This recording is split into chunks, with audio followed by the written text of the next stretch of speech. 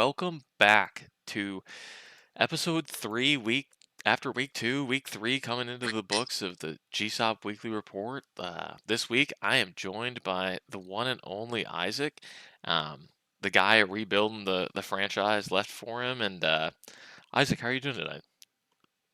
Doing good. Thanks for having me on. Should be fun. Yeah, absolutely. So, um, first of all, welcome to Greatest Show on Paper. Most of the guys here have been here for a while, and you and Miguel are the two new guys, but you definitely had the hardest mountain to climb. But you've been doing a great job. You're such a great addition to the league. Thanks. Just wanted to thank you for joining this and kind of just taking over this dumpster fire and bring it back to reality. Yeah, no, it's been fun. So I knew Taylor coming in, and when he showed me a screenshot of the roster, at first I was like, "Hell no, there's no way I'm doing that." I uh, I can't even remember the no names who were on the team, but I was just like, "I'm so far out." But at that time, I'd only been doing redraft, and so he just kept on talking up Dynasty, and he made it sound pretty fun. And so yeah, it's been a blast. Um, like I was telling you before, it's been a blast just not even having to care about winning, and basically just going through the scrap heap, trying to find whatever no name guys that I can and try to flip them into a third and play for a couple years down the road. It's been fun. Yeah, and also doesn't hurt that the first 2 years paid in. We didn't make you do the punishment and everything because obviously it's not fair to you to have to do something crazy. It's clearly not your fault. So, but yeah, how did what made you interested in kind of joining Dynasty coming from redraft? I think the thing that I like about it the most compared to redraft is just how active everyone is. Um, in redraft, kind of get sick of like 6 weeks into the year, half of the teams are just totally dead, not doing anything. But what's sweet about Dynasty is like even the worst teams, sometimes the worst teams are the ones that are the most active. So it's like the complete opposite. So yeah, it's been a blast. Yeah, it's like I feel like everyone in here loves playing like Madden franchise mode, and it's kind of like the Madden franchise mode of fantasy football. So it's really just in my opinion, the best format. I've got rid of all my redraft leagues other than this one work league I was talked into. But it's a 16 team league with half the people who don't actually watch football, so it's a pretty easy one. We had Debo Samuel go in the first or in the second round, but yeah, Dynasty is just such a better format for fantasy, in my opinion. But glad to Yeah, have you. Sorry you had to kind of have a rough start intro to it, but yeah, you're no, it's been fun. And the one thing about redraft too is I do kind of like playing in a couple leagues still, especially the ones where there's a decent buy-in, but people don't really know what they're doing. It's just a pretty good ROI in general. So I like keeping a couple of those leagues, and then I can actually have real players as opposed to the players on my dynasty roster. So it's been fun to kind of have both going at the same time. Yeah, especially when your team in Dynasty is not really caring about winning. You actually have a focus on winning something. So yeah, but yeah. So obviously you knew Taylor kind of before joining. We have a kind of a wide cast of characters in this league. What do you think about the league in general? Yeah, no, it's been great. I think so. Before this league, I think I had actually met Jared just like once or twice. We played pickleball. Um, because I was friends with Taylor, and then Taylor brought Jared to play pickleball. And I remember one time Jared showed up and he forgot to bring his shoes, and so he was just trying to play pickleball in slides and just kind of flopping around out there. So that was pretty funny. But yeah, other than Taylor and Jared, hadn't met anyone, but it's been great. I think yeah, especially like do a lot of trade talks with Miguel, Jake, Taylor, and Jared because they're always just super active, um, and you obviously too. So yeah, it's been pretty fun to just be able to shoot off offers constantly, even if it's like during the summer when um, I wouldn't be able to do football otherwise. So yeah, it's been great. Yeah, honestly, it's kind of the reason I play Dynasty. But yeah, hopefully we can get the whole squad together on the 26th. Planning on doing the first round of the actual draft during around day 3 of the NFL draft. So That's gonna be crazy. yeah, I already got I got it booked. I told my mom this weekend I was coming up there, and she got way too excited because I was bringing a little guy with me. So that's definitely happening for me. I know Miguel's down. Miguel and I will be traveling from Dallas up to Minnesota. So we gotta find a destination to meet up. But if Matt has any choice in the matter, it's gonna be Willie McCoy's out in Plymouth. So he's basically a local there. Um, but yeah, I live right on the border of Plymouth. I'm in Golden Valley, so that's perfect for me. oh, there you go. Yeah, so we'll Yeah. get the squad together and meet up, get meet each other in person. We had a pretty good showing at the last Vikings game we had, so it was good to see everybody and good just to keep the league fresh and everything going. But yeah, so um, personality wise, who do you think's the most out there? I mean, you've had a lot of trade talks with everybody, you've been slinging deals. Who do you think is most delusional in trade talks, and why is the name Justin? I think it's a battle between Justin and Miguel. Um, I think it's kind of neck and neck. I think both of them, like Miguel is just kind of a volume trade guy, and to his credit, he shoots out a ton of offers out there, and most of them I'm not too interested in, but he's willing to hammer it out, and it's it's kind of just a starting point for him, and he'll budge when he needs to, and get some deals done, and yeah, with Justin, I think like when he has a player that he really likes, he'll go after them. But if it's not someone he doesn't like, he's only going to do it if it's a crazy lopsided win for him. 100%. He definitely has the if they're on my team, they're worth 2x what I would normally pay for them kind of mentality. But how did the Ted McMillan trade go down? Were you guys negotiating a lot of back and forth, or did he just drop the 1, 2, 3 right off the bat for you? There's a lot of back and forth. I think he started with like a 1 and a 3. This was like I don't know, a couple months ago maybe or something like that, and then just kind of progressed from there. And then I think what sold it and gave made him like put the two add-ins into the trade was just seeing Tet in week 1 looked great, popped off, um, and I think that kind of sold him. And then week 2 he looked great again. So I mean that I think it could end up being a pretty fair deal. Like Tet looks great.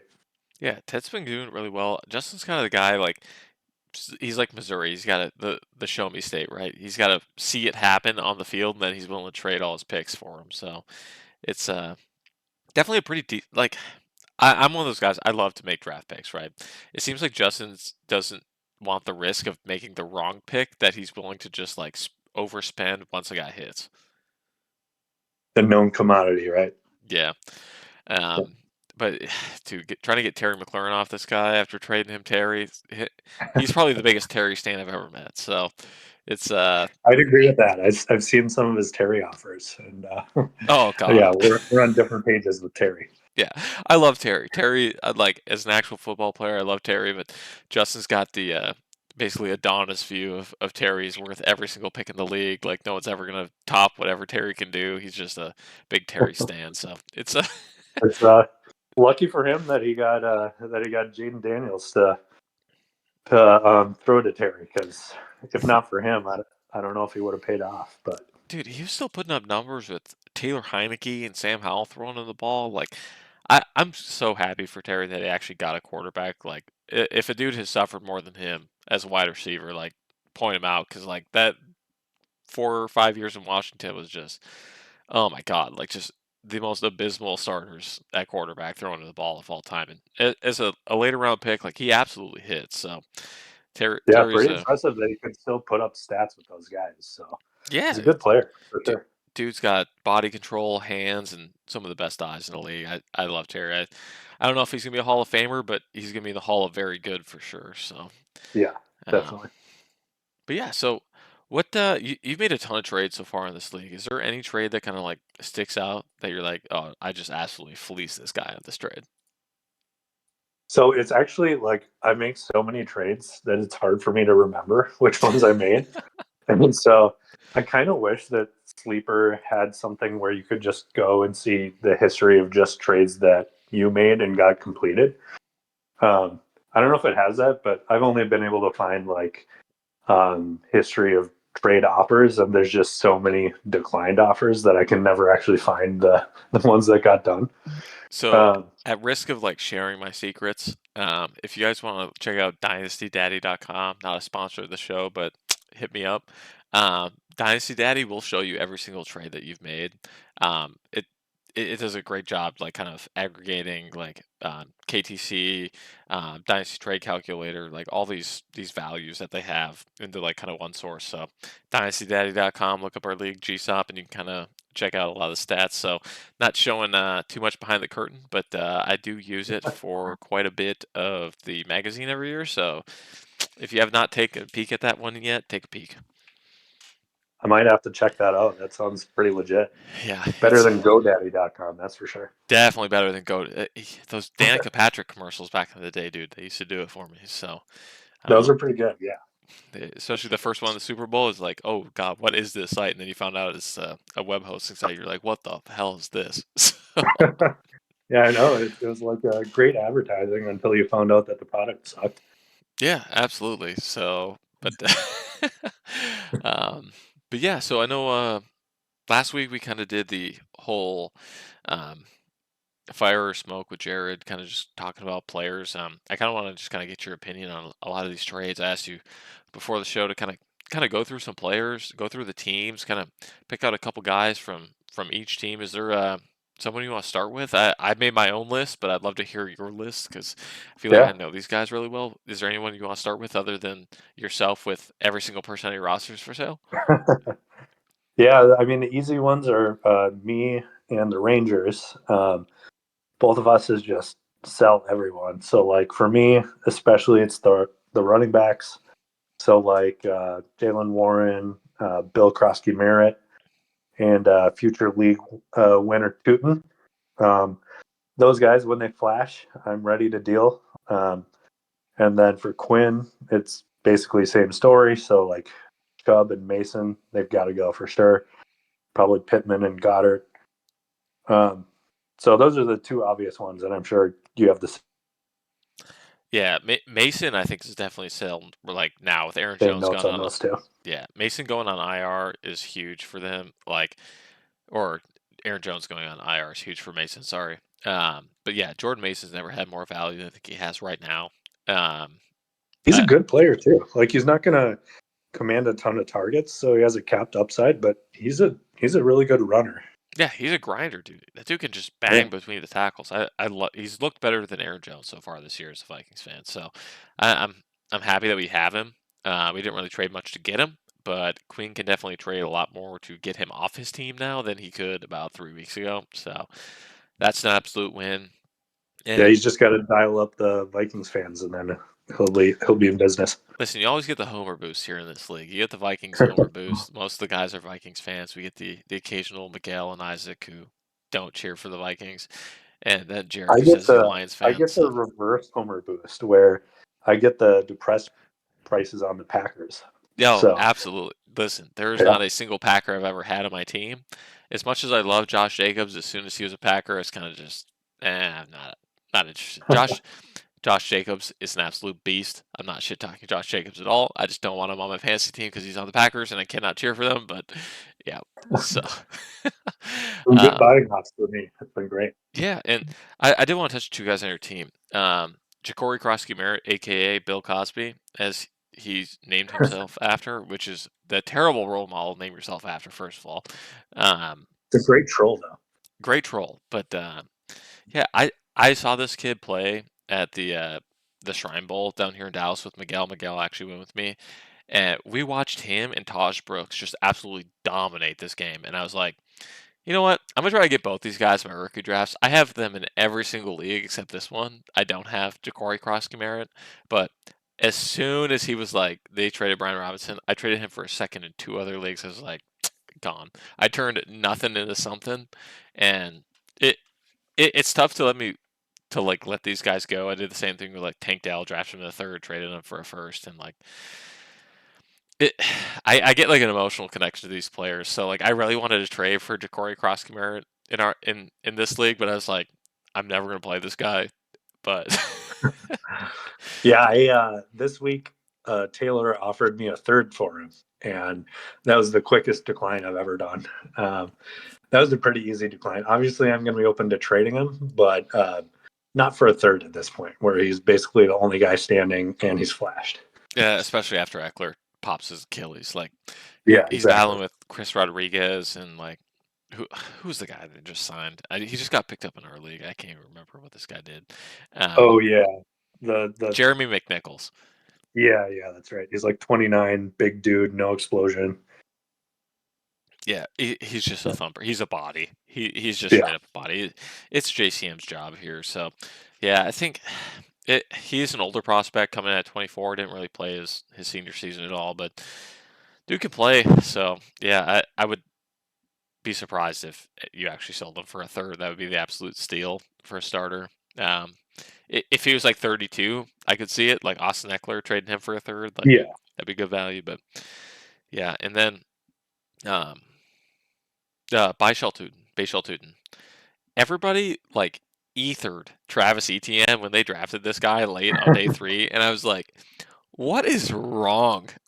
Like Travis Etienne had a like. Listen, he was banged up. He had a rough season last year, but like we've seen him be good. Like, did we think that like Tank Bigsby and Baishal Tuten would like ether this man? Like, I really thought Etienne was going to be the guy who got traded off the team, not Tank Bigsby. But with Tank gone, I think this is wheels up for both of them. I think both these guys are starters every single week. Like yeah.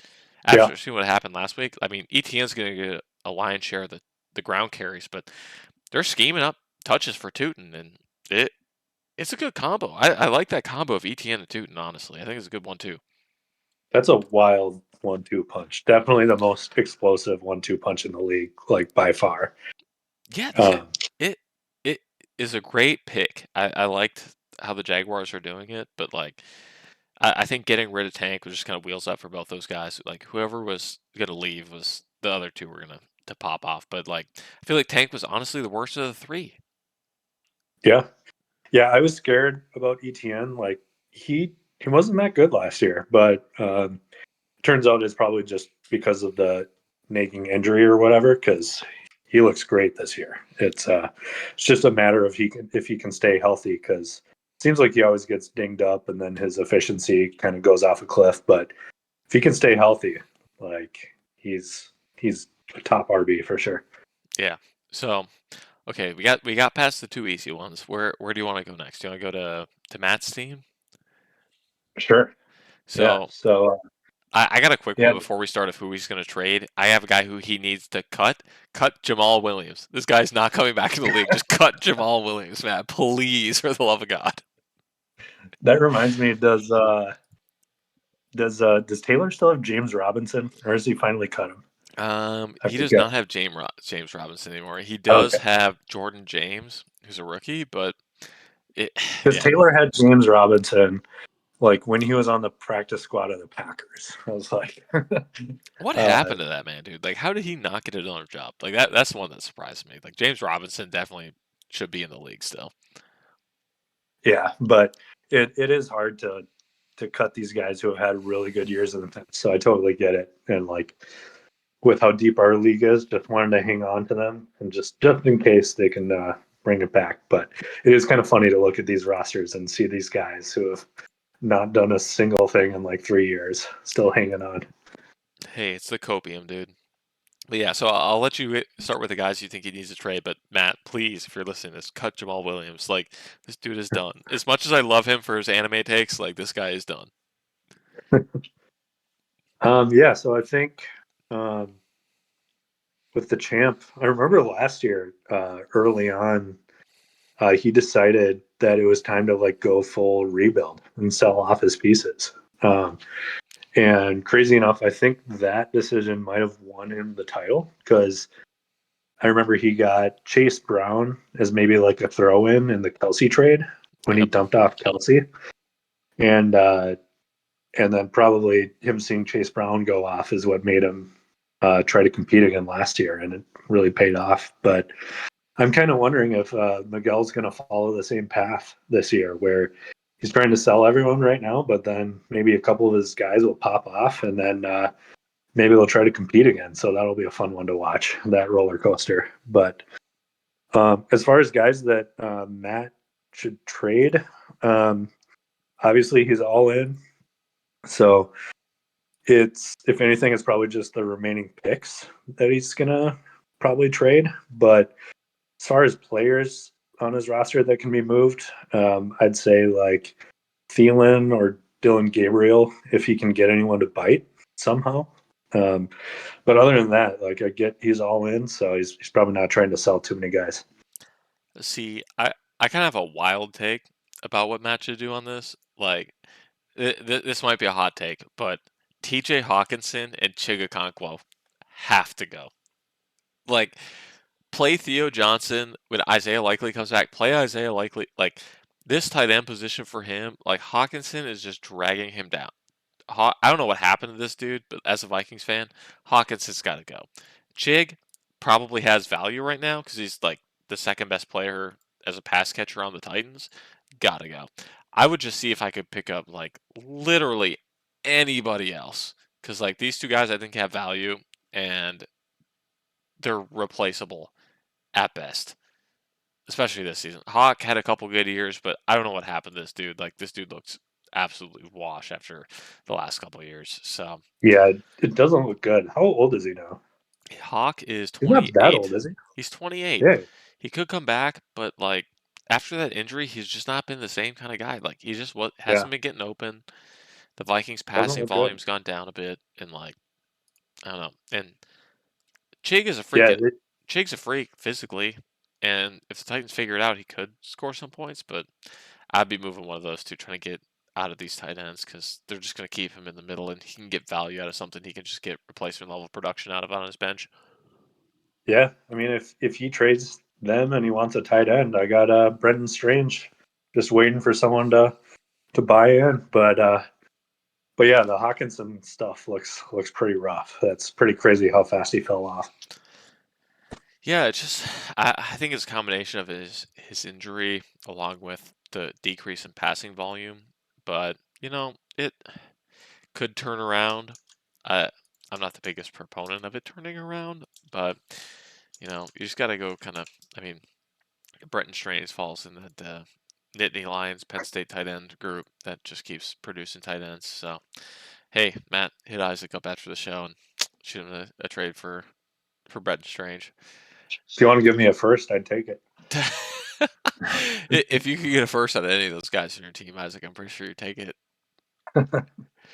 Um, but yeah, you want So next one, let's do the Cobras. yeah, Um, Cobras. yeah, I feel like their team strategy is total chaos, and I actually just love it. Um, to never know if Miguel is going to be selling off his team or trading for a bunch of studs. And but honestly, that's kind of what makes Dynasty so fun is just being able to be so flexible and kind of go any direction you want. And but yeah, with his recent trades, like if you can trade Franklin for a one, I'm like doing you it. have to do it. Even if you're the title favorite, you got to do it. So that was a solid move by him. And then I think Miguel still has some solid vets in the wide receiver room that he can move if he's still looking to sell. So like AJ Brown, DK Metcalf, wait until those guys pop off. But I think those are two guys he could move. Yeah, I think kind of any of his receivers, he can move Diggs, DJ Moore, Metcalf, AJ Brown. Um, I wouldn't trade Egbuka. Egbuka's been like an absolute stud, but like, did we see the absolute takeover of the Denver offense from Troy Franklin last week? Or like, did we witness him like become the wide receiver one on that team? Like, what happened to Cortland Sutton? Like, I don't know. Franklin, he looked pretty good. Like I don't think he's going to be some elite receiver, but they're giving him like the schemed up stuff. And I think as a prospect, he was like kind of a deep threat a little bit too. So he definitely has some upside. yeah, Uh, he's got the locker room narrative with Bo Nix from Oregon too. So like, I don't know if it sure. just took him a season, but like they were he was the focal point of that offense last week, and it caught me by surprise. I was like, why the hell is Troy Franklin getting all these targets? He had like 4 straight targets and a touchdown. It's like, why is this the guy you're picking? You got Mims, you got Sutton. Like, what are we doing here? But hey, you know I what? know Matt was watching that game. That's for sure. Matt must have had that on repeat because like it, that and the beers must have come down. So, but yeah, I I listed all the receivers. Diggs has some juice left. DJ Moore, DK Metcalf, AJ Brown. Um, I think those are kind of. I think we see probably two or more of those guys moved at the deadline. I think Miguel's kind of moved towards the let's try to rebuild phase. I mean, he's got 3 first-round picks this year, probably moving towards that. And yeah, I mean, Yeah, for sure. pretty solid squad. As long as Josh Allen's in your team, you're a contender. So, Yeah. yeah. But Yeah, he's not a threat for the 101, that's for sure. nope. I'm hoping that you take a guy off the taxi squad versus Quinn this year, and I can lock that 101 up. But I'll settle for the 102. So I'm it'll. actually I'm actually super glad that me and Quinn's matchup is like right at the end of the year because then I'll be able to see like if anyone's gaining steam in the draft for the 101 when I make that decision. But yeah, that's going to be the matchup of the century, me versus Quinn. Yeah, I definitely I'll be planned that going for out. my first ever dynasty win of any kind. Yeah, I definitely planned that out to be the towards the end of the season as I just randomized the weeks from last year. Uh, but honestly, like we do the Wesley's locks every week, and that's gonna be like the hardest one to actually pick, I think. Yeah, I mean, I will never fear so hard in my life for like Tyler Bidet as I will that day. First of all, this dude changed. Like, I don't know if he's been going by Bidet his whole life, and he just was like, "Hey, I'm tired of people calling me Batty." But this dude went from being associated with really hot women to a toilet accessory. Which, dude, like, just go with Batty at that point. Like, there's so many better nicknames you can get with Batty than Bidet. Like, what is going Just on? change your fucking name, dude. Just change your name. Like, you don't have to change it for your whole life. Just change it for your NFL career. They'll call you Batty. Just let it go. Just let it go. But as someone with a weird ass last name, I feel it. But I definitely would, if I had Batty, I would keep it as Batty. But yeah. Where do you want to go next after the Cobras? Let's do Miracle Makers. I think kind of similar situation for them as the Slashers, where they're all in.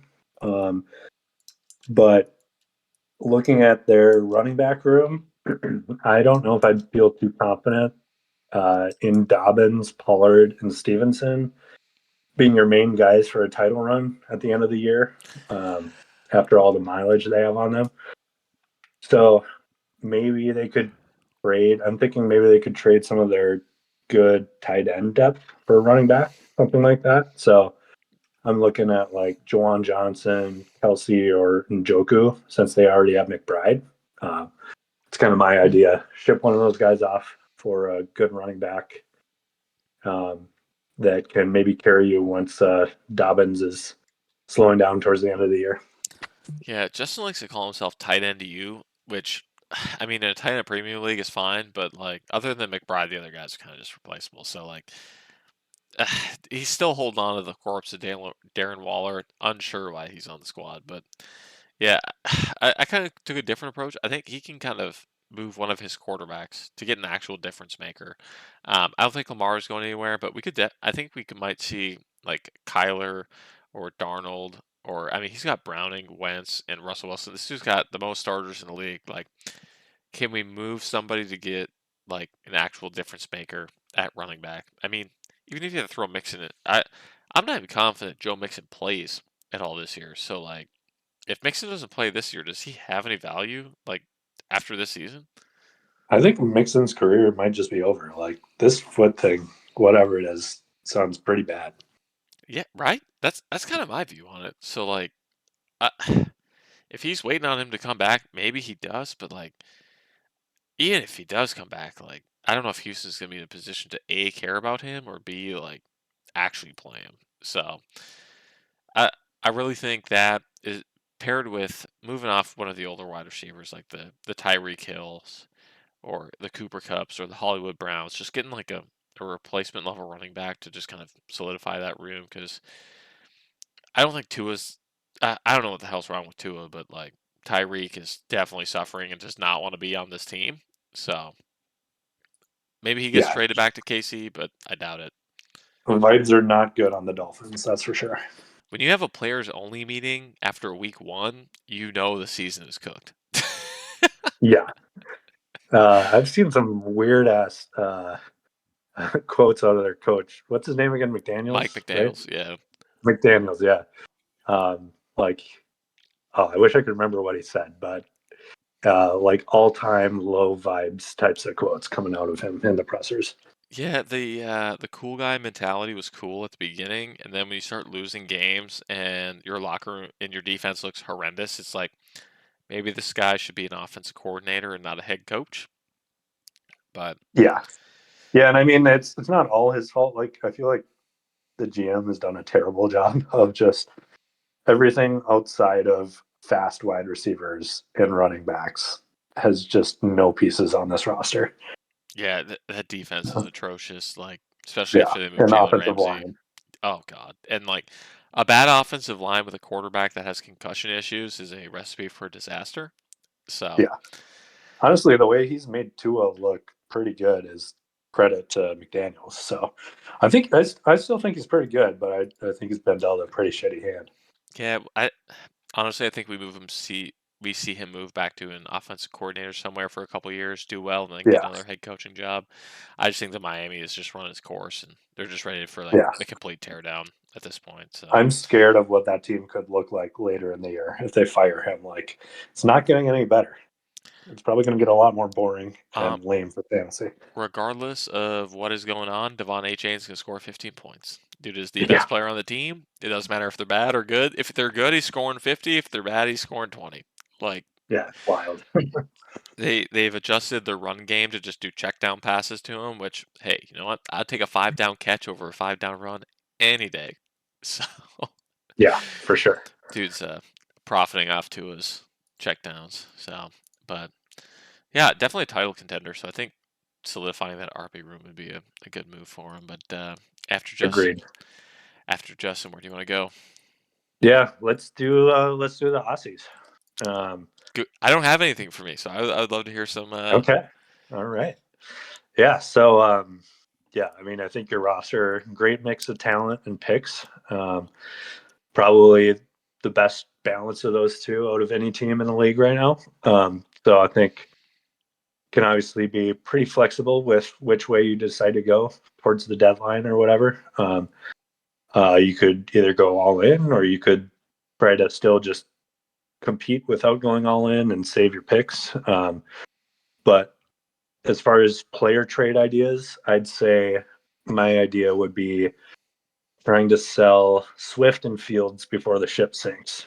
Um, and then the third one, half kidding but half not, would be same boat for Trevor Lawrence. And had to throw that one out there just for the people. But I know he's going to put up stats this year, but pretty nervous about kind of his anticipation, his consistency, and accuracy. So we'll see where that goes. I mean, he's got such good weapons that he's going to put up a ton of points, but I feel like if he puts up stats this year, if you could flip him for a different quarterback, but I know you're a big fan, so I don't know if that's something you'd be interested in. So, do you want to start with Swift, Fields, or T Law? Let's go Tila, the hot topic. Okay, so I'm pretty sure people are going to be convinced that T Law was the direct cause for 9/11 at this point with the amount of hate he's getting. Um, this dude has been suffering through potentially some of the worst coaching, receiver play. Jamal Agnew was his wide receiver one for a season. And apparently Brian Thomas Jr. just does not want to play football because he was 1 for 6 in contested catches so far. Um, De'Ami Brown's trying his best, but like De'Ami Brown dropped a wide open touchdown. Like, is Trevor Lawrence making some mistakes? That one pick he threw in the end zone, absolutely underthrew that ball, 100% on him. He was good enough to win that game last week. And I think the hate on T Law is people are expecting him to be like a top 3 quarterback, and so was I. Like, honestly, like, I thought T Law had the ability to be like the best quarterback in the league, but I've kind of just accepted he's like a high end QB2, low end QB1. He's not going anywhere. He's going to be in the league for a long time. Like, if anyone's going to argue with me that Trevor Lawrence is not going to be a starter by 2030, like, I will have that argument all day. Like, he is for Yeah, sure. he's got the contract for sure. So And not he's even gonna that. play. Like, you could look at like half the teams in the league. I'm pretty sure they'd rather have Trevor Lawrence than their starting quarterback. Yeah. I mean, he does have like crazy physical talent for sure. Yeah, Like I'm concerned about his accuracy, kind of timing, consistency, but the physical traits will get him by. And I mean, he has such good skill players around him right now, like BTJ, Travis Hunter, Tootin, ETN. They can catch dump offs and just turn that into a touchdown for him. So he's going to put up stats. So I actually kind of agree with you. I was just kind of thinking more so that you probably thought that T Law is still going to be like a top five QB someday. Um, so that's kind of where what I was getting at. But if you he don't think that, then he yeah, could. I'm I think probably we the get. same. I think we kind of ship off a lot of these younger quarterbacks too early in their career and kind of just be like, "Oh, this guy's gonna be terrible forever." Like, Trevor's only 25. It took Baker till he was like 30 to become like an actually good quarterback. And quarterbacks have such a good long lifespan of their career. Like, if you're a first round pick, if you're a top pick, like, you're gonna get so many extra chances. Like, Jameis Winston's still in the league. Like, Yeah, if Jameis was a third round pick, he wouldn't even be in the league. But yeah, I could see Trevor having totally having like a Baker type career yeah, where like and he's never going to be like a top, I don't know, like 7 or 8 QB in the league, but he's right after that group and having a good career for sure. yeah, and it's the same thing with like Caleb Williams, right? Like, the hate, I'm gonna always hate Caleb Williams, but I was having this conversation with Taylor the other day. Like, they're always gonna get unnecessary hate because they were always like touted as like the next coming, and just because they don't live up to that expectation does not mean they're really good at football. Yeah, I mean Shane Waldron might be the dumbest dude in the league, to be honest. Like 100%. I cannot believe the things he was having the Bears do last year. It just like blew my mind how stupid their scheme was. So yeah, I mean Caleb, he's only 1 year in, so I mean all the upside is still there for him. Yeah, and Justin Fields, I personally love the kid. I think he's got a raw deal, obviously going to the Bears, and I don't know why the Steelers moved on from him this year because he's definitely better than Aaron Rodgers, and I think the Jets actually have like utilized his talents. Buffalo's a good team. I don't think the Jets are gonna win anything, but like, Justin Fields has the talent to be like an actual fantasy producer, probably more than like an actual NFL quarterback. So when he's playing, I think he's a play for pretty mediocre teams. He's going to score a ton of points. So I don't have Well, too much delusion on that one, but yeah, I agree with you there. What do you think about Swift though? DeAndre Swift, when he came into the league, I thought he was going to be a top five running back. But this man is the definition of consistency of I'm going to finish low end teens, high end 20s, like low end RB2 kind of guy. Like, he's a flex play, kind of set it and forget it. Like, is he the best player? Is he the best running back? No. Do I personally like him a lot? Yes. And he just gets so many touches. Like, he got 22 touches the first week. He got 15 touches last week. Like, as a flex play, you can't really ask for more than just like getting the ball, right? Like, He's he's such a crazy player because he's like the the maximum. His basically his athleticism slider is all the way up to the max, and like his breakaway speed and everything. mhm. But his like running back ability slider is all the way down to zero. Like Yeah. he makes the worst decisions ever. Oh, he misses the So hole so often, dude. Like, yeah, I'm not, yeah, I'm not gonna say he doesn't, but like, there's sometimes he gets the ball in open space. You're like, this dude can fucking play football. So, yeah. I think he's kind of obviously he's going to be useful as like a change of pace type of back, but I'm kind of skeptical if he's going to hold on to this role all year in Chicago. I mean, I know they have no one to really challenge him, but if he keeps playing like how he has been the first 2 weeks, I wouldn't be surprised if even like Roshan Johnson or Manungai started eating into that workload a bit. But we'll see. yeah, I could be wrong. I think he probably holds on to it. I, Swift's not a guy I think should be getting 80% of the snaps, but if he's getting 60 to 70% of the snaps, I think he's gonna be a solid fantasy producer. Like, he's not a workhorse. He's just not built for it. So like I just don't see that continuing. But I just can't believe they gave him that contract. Like that was just mind blowing to me. dude, I'm all for running backs getting paid. Whoever, whatever running back can get paid, get paid. Oh So, yeah, I'm with you there for sure. but yeah, so Their careers are so short. yeah, I could talk about my entire team for 2 hours, but let's move on. All right. Go. Where do you want to go? Okay. All right. I got the bitch pigeons. Okay, Um, interested about this one. yeah, I think their team is pretty interesting mix of like super young and like super old players, and then like nothing in between. Um, so I feel like because of that, it's kind of a team that could easily go either way. Um, I'm leaning towards them contending, but if some of these rookies like Hampton or whatever don't turn it up a notch, could also easily seeing them deciding to punt this year and not do like a full sell, but if they did decide to punt, the guys who would be no-brainer sells would be Devontae Adams, Mike Evans, James Conner, Javonte Williams, I think. So those are the four guys that I think would for sure need to go. Agreed. I kind of have a hotter take. I have kind of one on each end of the spectrum. The first one, I think Chuba Hubbard probably has the most value that's going to impact his team the least. I just don't think the market's there for James Conner. As someone who had James Conner, I've tried to sell him to every single person and no one wants him. So um, I know that. Chuba's a good one. Chuba's a good one because he's producing right now, but they also have some like interesting running backs behind him, like Trevor Etienne, um, and yeah, like even Dowdle is fine. So like, Next year, Jonathan heck, Brooks is taking his job, dude. I'm telling you. no, yeah, I forgot about him. They just have like randomly have a lot of running backs, so Yep. might be good to sell him now while his value is at its peak. And then the next one, I think he might be good. I just don't know if he's worth the wait for the bitch pigeons. But Matthew Golden, I think Golden's holding some value still, but I'm not sure he's going to be an impactful player for the bitch pigeons at all this year. I kind of think he's a better real life player than fantasy player, Yep. because in real life NFL, like he's creating a ton of separation and making the defense pay attention to him. But he doesn't seem like he's a crazy target hog at the same time. So fantasy might not be quite as good, but he's definitely going to have some explosion games, especially with Jaden Reed out. He's going to catch some bombs with his speed. So yeah, there's going to be sell opportunities there, I'm sure. Yeah, I don't think he's going to be in the bitch pigeons lineup to capture those blow up games just because his team has so many like established vets. So I think like if he's going to sell a young guy, I think Golden might be the dude. Yeah, that So makes sense.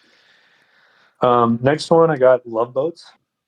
Um, I feel like they're kind of just right in the middle of the league, at least since I started in the league.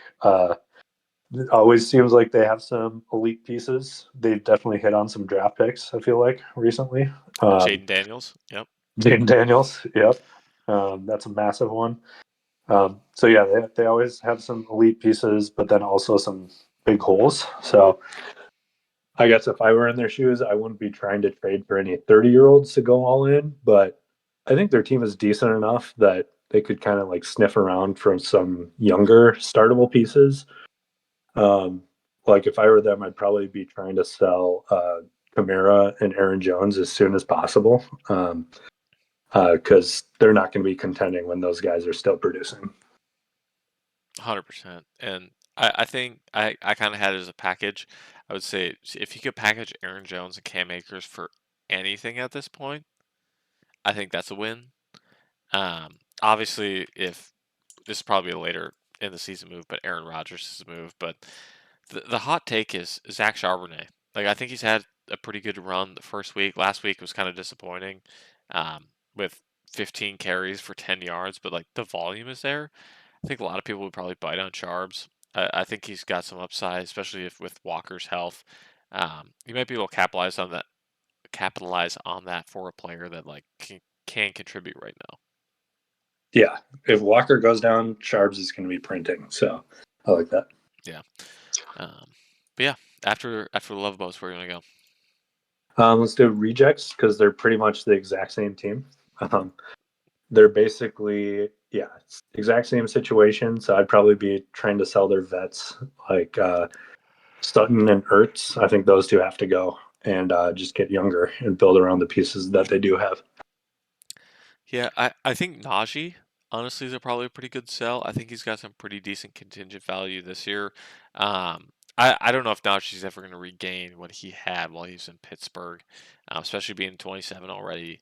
Um, kind of moving on from that. Eckler was on my list before he popped his Achilles, um, but Khalil Shakir, I think Khalil Shakir, um, most people recognize as like a really good two option on the Bills. Probably not like the world breaker, but there's gonna be games where he blows up and gets a couple touchdowns. So I think those two For me, guys. with Najee, the crazy thing is like watching that game this last week. Najee, I've always thought of as just like a plotter or whatever, like no explosion. He like looked more shifty than Hampton, which was kind of scary. I think For it's because he's fresh. I think yeah, and Hampton, I feel like Hampton, he's never been shifty like side to side. He's more of like explosive in a straight line. So I'm sure we'll see that at some point this year. But it was just kind of crazy to see Najee look more shifty than someone. Omari Hampton reminds me of Josh Jacobs. Like explosive forward, like I'm gonna run through your face kind of guy. I heard someone make a Latavius Murray comp, and I thought that was pretty good. Yeah, Lat Like, Murray. Yeah, I could see yeah, it. Murray had some good years, but he was never like this crazy like Shifty guy. tackle breaker side to side. Yeah, Yeah, he's dudes run through your face, but yeah, but for the rejects, Tyler Warren was a great pick. Tyler Warren is just an absolute stud. So, Odunze's kind of bouncing back too. oh, that's an understatement. He's got 3 touchdowns already. Yeah, Rome's going off. Um, but yeah, also I think Cedric. I don't know what to think about Cedric Tillman. He's such a like a divisive player in my head. Like there's weeks I'm like shit, he might be good, and then the next week I'm like, nah, this dude's terrible. dude, the Browns are like the team with all these like interesting skill pieces that I really am kind of excited about. But then it's just like, shit, their defense is so good and their quarterbacks are so bad that are any of these guys really going to have any fantasy value this year? Because like I like a lot of these guys like Fannin, Tillman, Sampson, Judy's decent, Njoku's decent. But like when you have that many like pretty good mouths to feed and no one's a hog, I feel like they're all just going to be like scraping for scraps this year. Yeah, and you got 40-plus-year-old Joe Flacco slinging the ball around. So like Yeah. Flacco could sling it, but like if Flacco goes down, that team is like I don't want anyone on this roster. So which, I heard someone saying that Gabriel could be a good game manager, but we'll see. I don't but know. he does not have the arm Flacco has. Like even True. at 40, like Flacco can still he can rip it. So Yeah, it'll be yeah, check down city for sure. yeah, it'll be. Hey, you know what? Maybe Dylan Sampson's the buy then. So Yeah, maybe. all right, we All got right, I got Slammers next. all right. I love to hear Um, it. yeah, I think they're kind of like right on the edge too, where they're close to competing, but also if a couple of their unknown players don't go right, I could see them going like full sell. So I feel like they're going to really swing the league, which with which direction they decide to go. So that'll be really interesting to see. But if they do punt, like CMC and Goff are going to be two pieces that could really help a contending team if they decide to sell them. Yeah. Uh, I mean, CMC is an absolute stud still. Like I'm pretty sure he's gonna be a stud until he just retires randomly. So, but I kind of took a different approach. I went with kind of two guys that are like could probably get value out of that could help him contend with both Chiefs, Isaiah Pacheco and Xavier Worthy. I think Pacheco, I don't know why they're not giving this guy the ball. I think he looks like the best running back on the team, and I've never understand the hype around Xavier Worthy other than he's the only guy left. But it, if you could get a piece that could help him contend, um, I think that'd be the play. His team's good enough to contend. I think it's just kind of relying on spike weeks from like JMO. Like he hit me last week. Like I finished third in points scored and still lost because I played Taylor got number one. So like, um, I think Taylor and Matt might be good trade partners. I think if he could pick up like a Dalton Schultz, I think Dalton Schultz is better than anybody Matt has. So it's kind of sad to say that Dalton Schultz is might be a trade target at this point, but yeah, Yeah, yeah. I mean, Taylor's team, they have he has some interesting pieces. Like Zay Flowers has been popping off this year. Kind of looks like he's taking a step. finally, Yeah, but that might pay off for him. But I'm curious to see which way he goes this year for sure. yeah, yeah. I think he's probably gonna tend to lean towards more that I'm gonna try to compete because a lot of his pieces are right on the edge of like I can do this. So I think he's a frisky playoff team. If he can just get to the show, I think he's gonna be a tough out, especially in the first round. Especially now that Pitts looks like he has some life. Yeah. Hey, you know what? It's all it took was a quarterback that actually valued him. So, Yeah, guess so. but we got Should we do pipsqueaks next? yeah. Let's go with the pipsqueaks. All right. So I feel like he might have the most stacked starting lineup I've ever seen in this league. I'm not sure about before. Like Quinn, I'm sure had a stacked lineup at his peak, but yeah, his starting lineup is scary. But then if someone get injured, I'd say like his depth is pretty shallow. Yep. And we're already seeing that with Burrow and Kittle. So it probably makes sense to try to use some of his picks to plug those holes. And I mean, he already did that with getting T Mac. Um, Justin got but T then, Mac. Hoagie's didn't get T Mac. That was Justin. oh yeah, whoops, got those mixed up. You made the Um, trade. How'd you mix that one up? those are the two like best rosters, so I always get them confused. Yeah. But yeah, I think he could use some of his picks to do some trades. Probably trade away some of his upside rookies like Judkins or Samson for guys who can actually score points this year. Make that sacrifice would be my idea. Yeah, I'm gonna lead off with a cut candidate. Hogan cut Deontay Johnson. This dude is a crazy person. He got cut off the Browns. Like if you can't make the Browns team, you should not be on a fantasy roster. Um, but Hey, I still have Deshaun Watson on my team. oh my god, I mean he's technically still on the team. So If he's going to be on a team, he should be on the Horn Dogs. So just make sure. listen, that's the perfect squad for him to be on. But Yeah, I think the kind of the resurgence of QJ. I would be trying to move off QJ as fast. I'd be spending QJ for a second for literally every single person in this league. Um, that along with uh, I think David Montgomery might be the move. Like, is he going to provide value? Yes. I just don't think he's necessary on this team. I think he can move it. Maybe get a replacement for George Kittle because he's got Hunter Henry rolling the dice there every week. Um, I think Monty's kind of the main piece that he could move and not even realize he's gone. I like that. But we'll finish it off with the Timber Goats, our week 2 guest. What do you think the Timber Goats should be doing? Yeah, I think he mentioned this on the pod actually, but he has some of the best depth in the league, I'd say.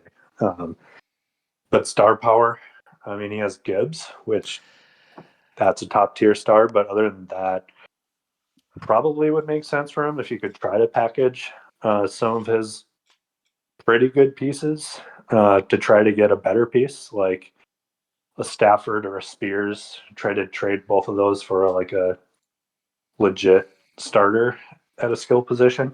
Um, so I think that would be my idea. Like trying to do something for upside, like the Chase Brown trade last year, where it's a guy who you don't know if he's going to pop off, but he has like tons of upside if he does.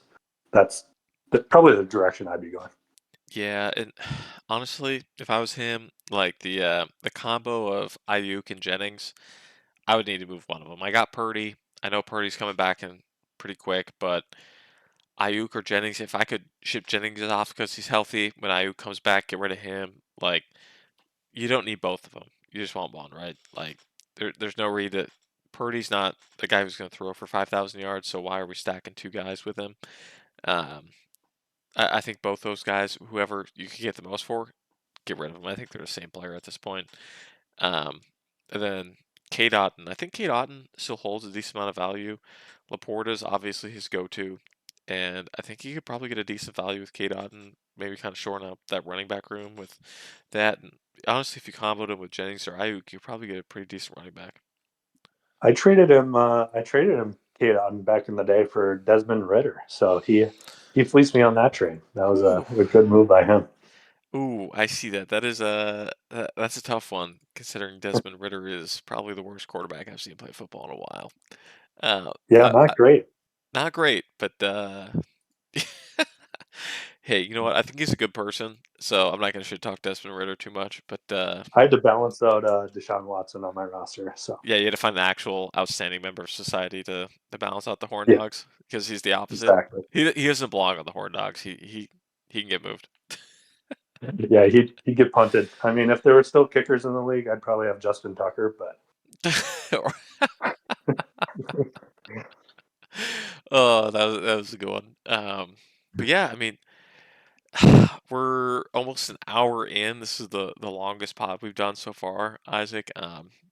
It was great having you. Do you got any final any comments, any shit talking you want to do to finish this off? I think we gotta touch on a little bit of everybody tonight. yeah, no, it was fun. Yeah, I got to kind of break down every roster. So it was great. Yeah, and I'm loving the shit talking, and always get a good laugh from listening to these. So appreciate it. It was Yeah, fun. so before we go, we do have to continue the Wesley's locks of the week. Let me pull up Oh yeah. the matchups for this week. Um, I'll write them down here so we can continue. Just a quick update for everybody. So currently, um, Wesley's at 10 correct picks. He kind of fell behind last week with only 4 correct. Jared bailed you all out and got the dub. So he's got 5. We're sitting at Wesley with 10, y'all with 8. So Isaac's got some making up to do here this week. Wesley's already made his picks for the week, so we'll start with the first matchup, and we got the Plano Aussies versus the Miracle Makers. Who you got? Oh, let's see. Um,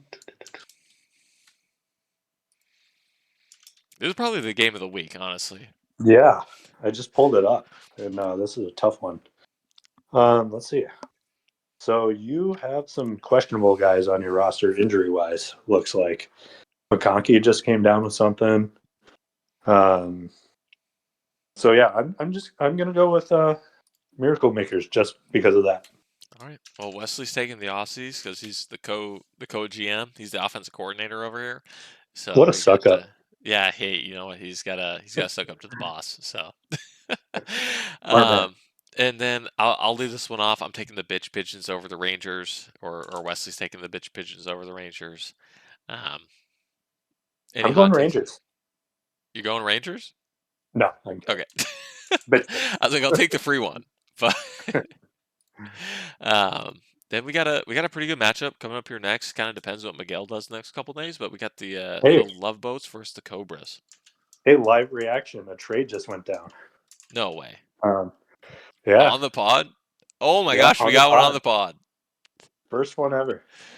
Wow, you Yeah, pulled it off too. Shit. I was shocked. I think it was yesterday.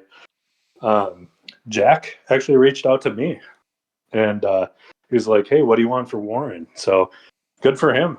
I wasn't expecting it, but yeah, he wanted to make a move. So Dang. I did not think it'd be Jack who broke the pod, but we got the Love Boats bringing in Calvin Austin, Jalen Warren, and Brenton Strange. Sorry, Matt, you're not getting him. And he sends Pat Fryermuth and then a 2028 second and a 2027 second to the Horn Dogs here. That's a pretty good haul. I think it's pretty fair both sides. yeah, Muth's been a little underproducing. I think Jalen Warren, Calvin Austin is probably a good deal for him. So, yeah.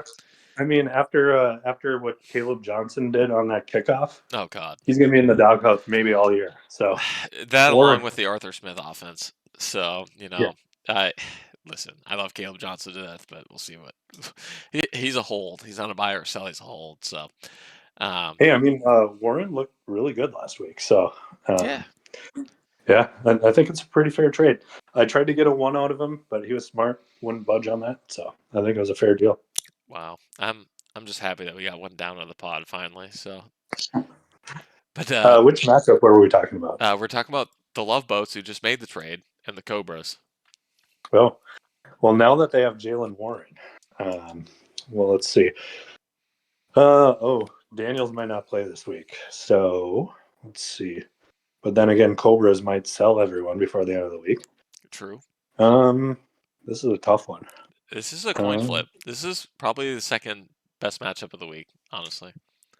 who's uh who's Loveboat's backup QB?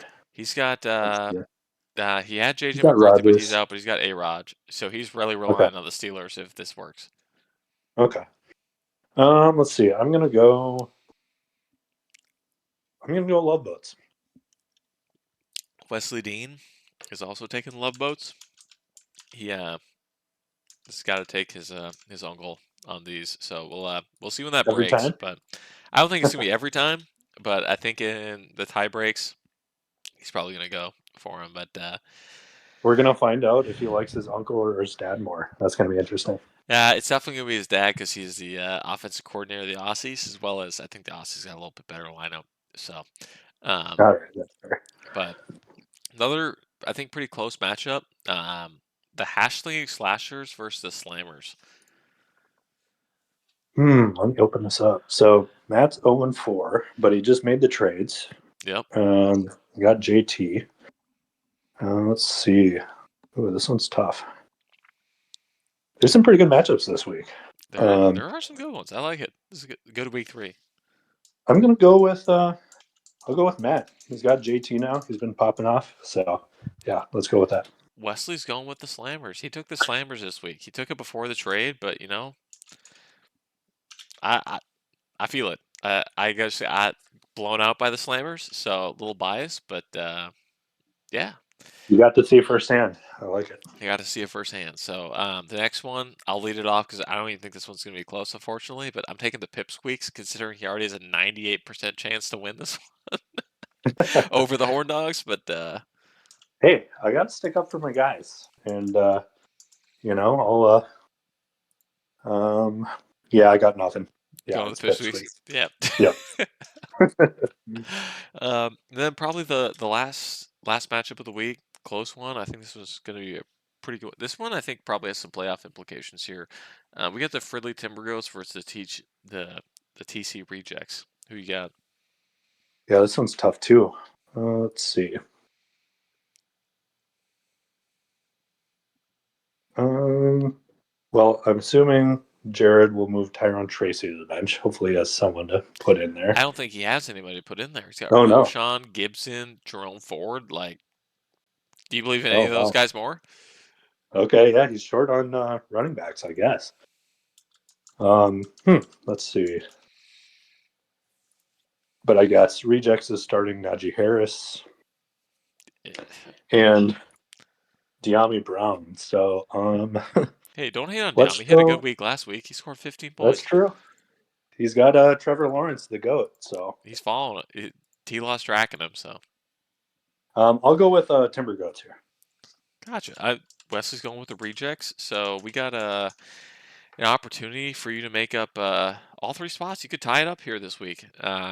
Maybe a big swing. Yeah, big swing. So we got Wesley's got the Aussies, Bitch Pigeons, Love Boats, Slammers, Pipsqueaks, Rejects. Isaac, you took Miracle Makers, Bitch Pigeons, Love Boats, Hashling Slashers, Pipsqueaks, and Timber Goats. So we'll see how it goes. You're only down 2, so you could take the lead here this week. Um, but yeah, any final comments? Any musings to share at the end of this? Definitely way too long, hour plus pod. Shout out to Jack for breaking the pod. That was pretty sick. Yeah, Jack, honestly, you're the MVP this week. So thanks for dropping a trade during the pod so we can get a live react. But yeah, man, thanks so much for joining. Once again, thank everybody. If you're listening to this point, thank you guys for tuning in here.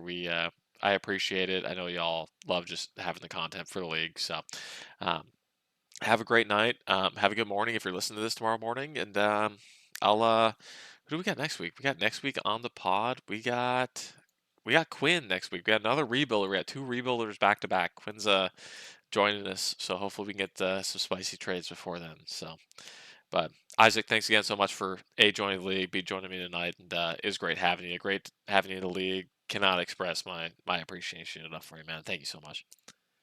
Appreciate it. It's been fun.